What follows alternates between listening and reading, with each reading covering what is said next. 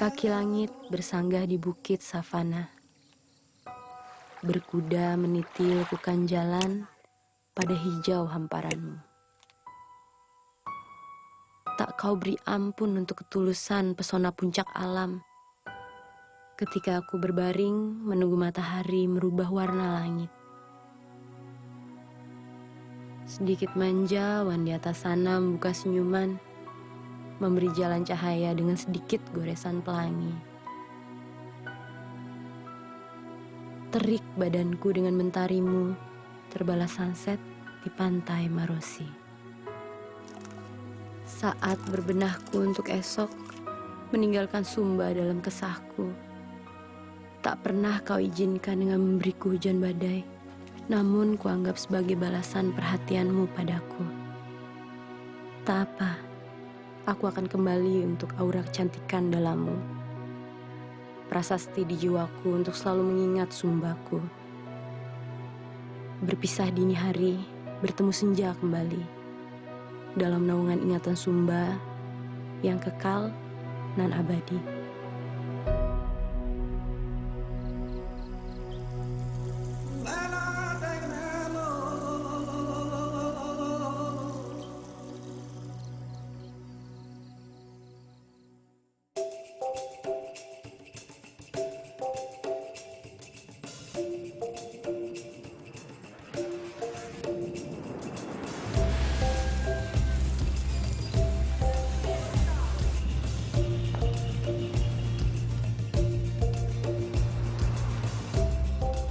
Aku lahir, besar, berkembang, seiring tumbuhnya lingkungan alamku yang mempesona.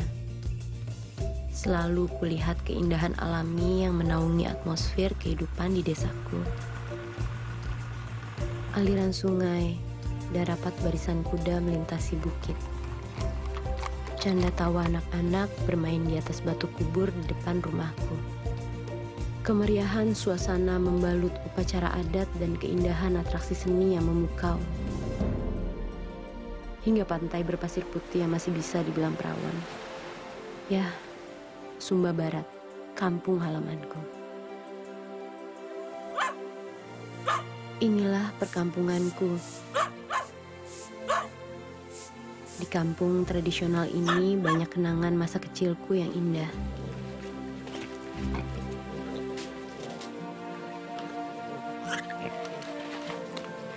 Teringat permainan masa kecil ditemani ibu yang memandikan adik perempuanku. Berkumpul bersama nenek yang meramu buah pinang di depan rumah tradisional yang kami namakan Uma.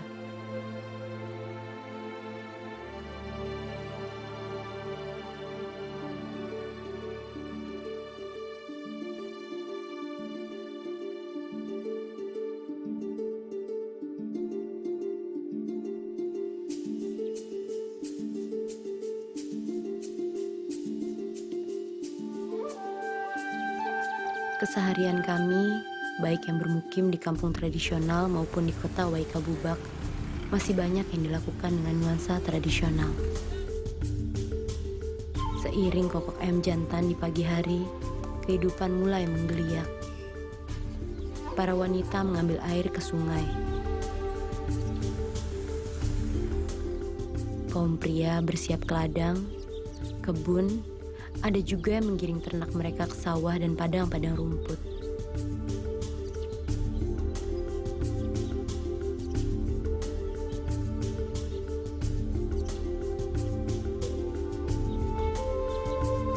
Beranjak siang, ibu-ibu dan para gadis di desaku asik menenun kain tradisional sambil mengunyah sirih pinang.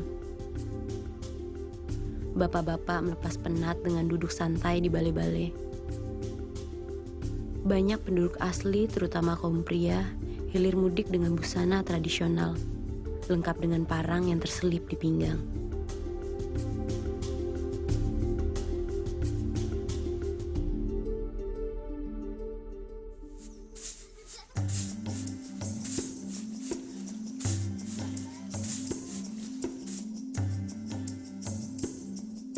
Nenek ini salah satu warga di kampungku. Dari tangan ini tercipta kapas yang menjadi benang untuk sebuah tenun. Kain tenun mempunyai motif dan corak sendiri dari setiap wilayah kami, termasuk kampungku. Motif kain tenun kami umumnya kecil-kecil dan memiliki makna magis religius sebagai refleksi sejarah dan budaya.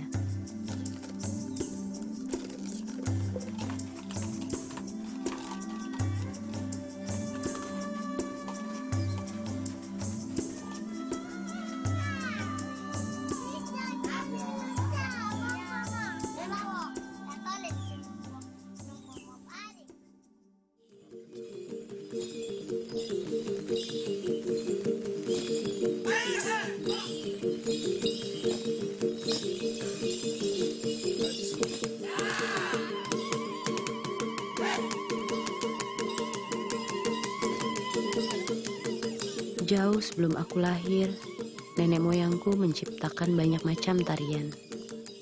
Tarian sebagai simbol dalam setiap tradisi kami. Salah satunya yang masih kami lestarikan sampai sekarang, tari Kataga.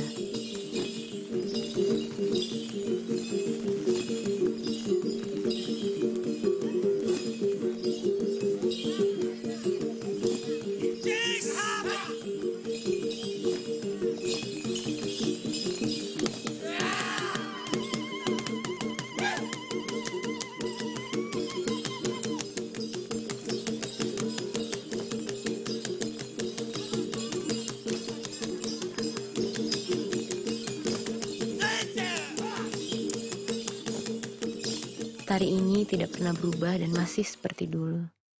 Hanya kini ada sedikit sentuhan modernisasi.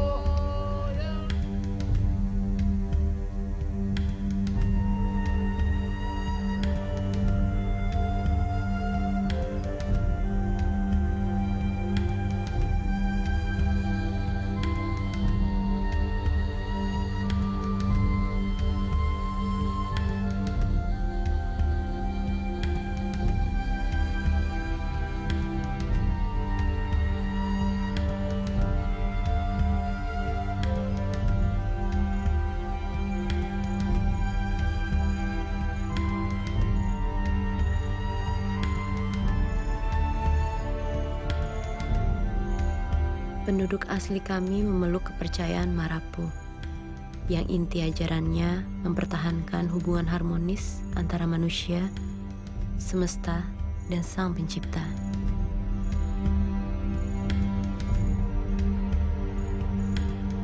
Roh leluhurku yang telah meninggal dipercaya masih tetap menentukan kehidupan masyarakat kami dan diperlakukan sebagai Dewa Marapu.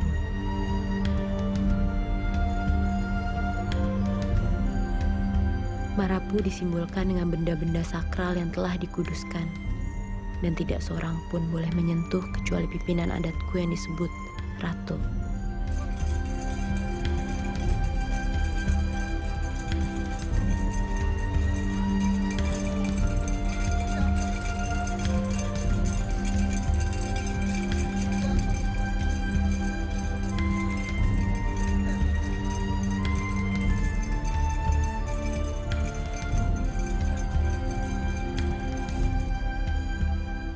Upacara-upacara adat yang kami laksanakan pada dasarnya punya keterkaitan erat dengan agrikultur, seperti upacara ini.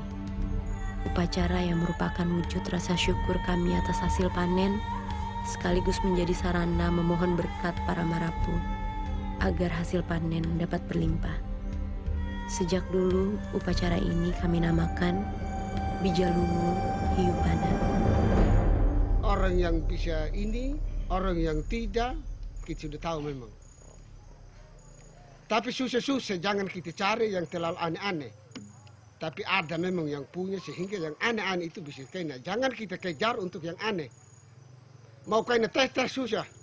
Kalau memang bukan punya tidak. Kecuali yang punya, biar saya punya.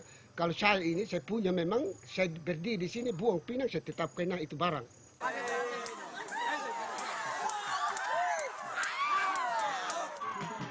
Puncak acaranya diadakan di hutan hiu pana, tepatnya di sebelah gua di daerah hutan itu. Dengan mempersembahkan hewan kurban kepada Dewa Marapu untuk meramalkan hasil panen kami.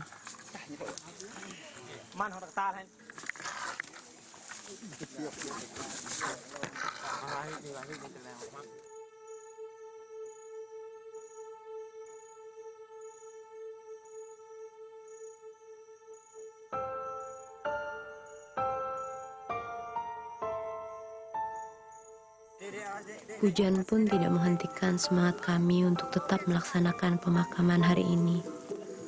Kami percaya adanya kehidupan setelah kematian. Warga kami yang meninggal, mayatnya diletakkan di Balai Katonga dalam posisi duduk atau berbaring selama berhari-hari. Mayat yang diletakkan dalam posisi duduk ditekuk menyerupai janin dalam kandungan sebagai perlambang kelahiran kembali di dunia arwah.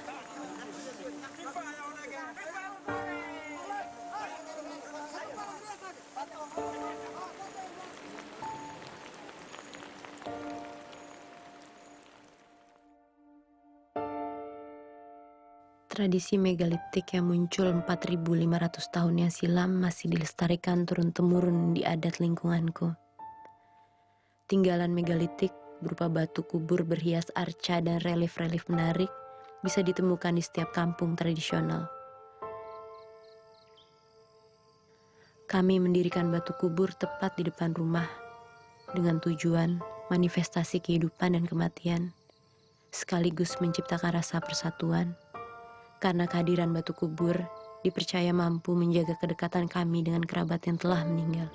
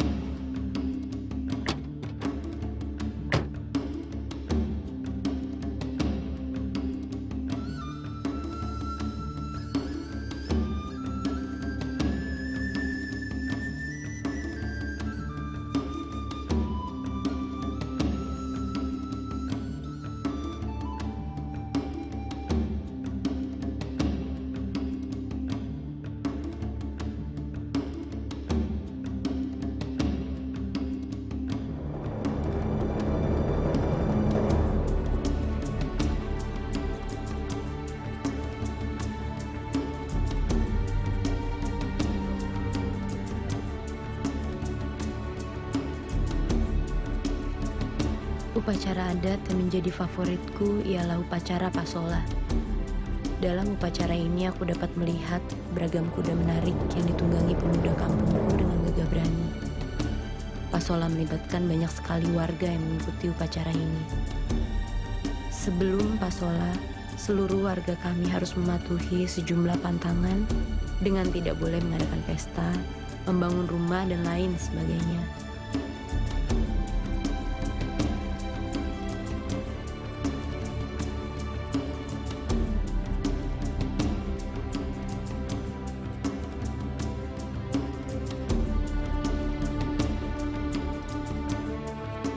Berdasarkan mitos yang pernah diceritakan kakekku, pasola muncul dari kisah cinta segitiga Rabu Kaba.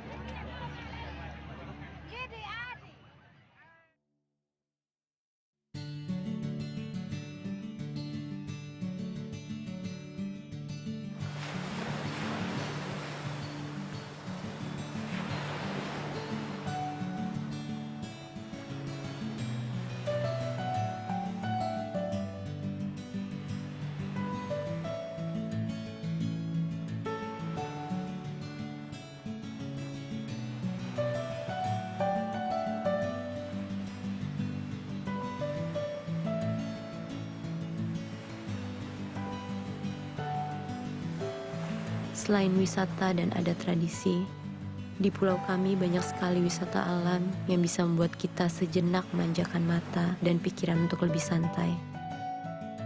Ditemani pasir putih yang bersih, suara ombak yang jernih, bukit savana yang aduhai di bawah langit biru. Semua melengkapi budaya yang ada menjadi satu kesatuan yang layak dikunjungi. Pesona alamku, kenangan indahku, kedamaian hatiku, merefleksikan nuansa alam dan budaya Sumba Barat.